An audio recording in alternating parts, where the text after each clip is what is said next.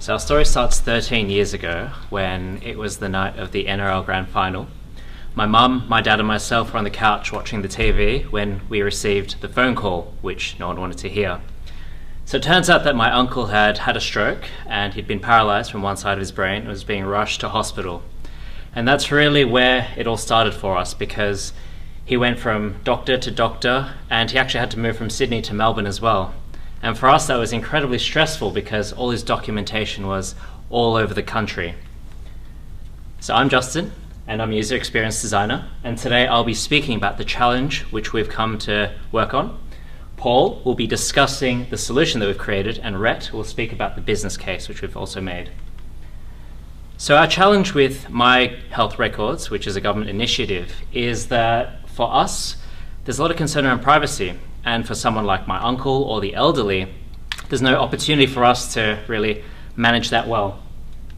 We've come up with 3 challenges which we really face. The first one being visibility. So we're not able to see who can actually access our documents. With that in mind, we also don't have a control over who can access them. And finally, when it comes to getting accessibility, it's really difficult for us, or particularly for elderly people, to go online, change the settings and click through all the buttons. The opportunity which we've found is that, well, our question is, how might we improve the user experience for elderly citizens in particular, enabling them to receive the benefits of shared healthcare data while providing confidence in their privacy? And our work is for people like Georgina, who's 81. She lives alone in Dandenong, and she's recently had a knee replacement surgery, and she's inundated with calls from rehab, from her doctors, from her surgeons, and she just wants to go through a day without all these hassles. What she needs is simplicity, confidence in the service so that she can share her data across these different services.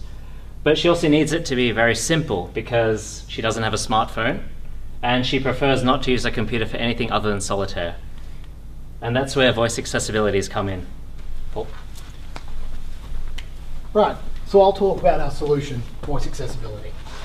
So we found 3 key insights to differentiate the solution we have for the currently proposed government solution.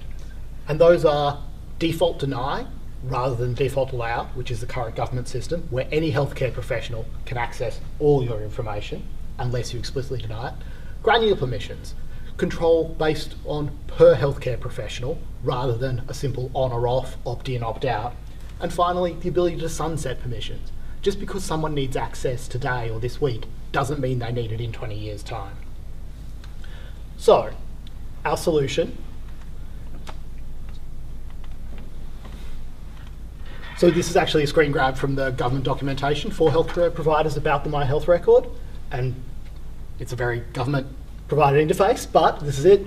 You attempt to access the healthcare records for someone like Georgina. In our proposed system, you'll then get a permission pop-up. I'm being Georgina, just by the way, at the moment. Regarding your My Health Record, Dr. Karen Jones at Dandenong Valley Private Hospital has requested to view your health records. Do you consent to sharing your records with Dr. Jones? Please press 1 if you give your consent. Georgina knows Dr. Jones, she's been dealing with her, so she wants to share her health records. Information, or press 0. Thank you. Dr. Jones will be granted access to your records.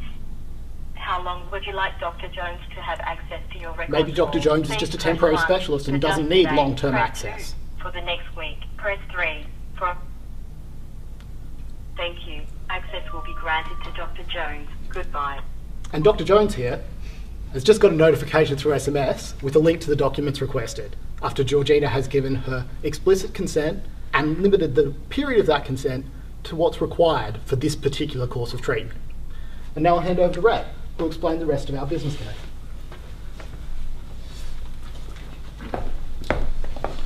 Thanks, Paul. So, like any good project, we need to analyse the costs and have a better understanding of what exactly this project may entail.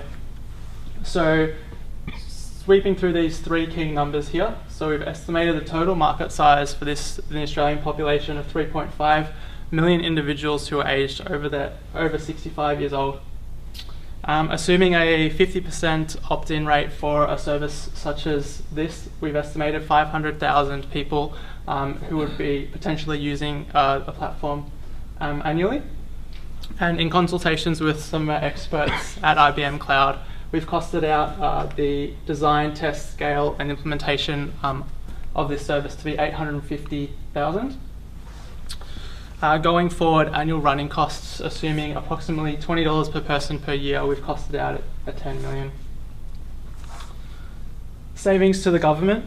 So in terms of a return on investment, really the key cost driver here is between that specialist and the doctor, or the facilitation of information.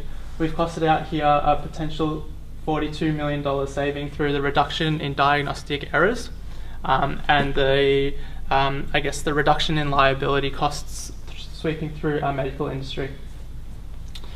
Reflecting on the Department of Human Services and I guess the intensity of call volumes that they would experience as these senior citizens are calling up and questioning their profiles, we've costed out approximately 75,000 hours in a reduction in the volume of call centres, calls to help desks. And finally, a little bit more detail maybe, but a huge reduction in just the amount of administrative burden on the medical secretaries, the hardworking doctors and specialists at each of our clinics and hospitals all around the country. So the potential benefit there is huge. So I'd like to leave you with a 3 key summary of our presentation this afternoon. So remember Georgina, and through the user case that we've described as why for this platform, and the everyday struggles that our more senior citizens experience who are not as adept to technology. The opportunity, seizing a benefit in and realizing a reduction in the amount of administrative tasks required, as well as this proactive rather than reactive ability to provide consent to share your health records. And finally, the solution that we've demonstrated for you today and this potential cost saving, $42 million. Voice accessibility. Thanks for your time.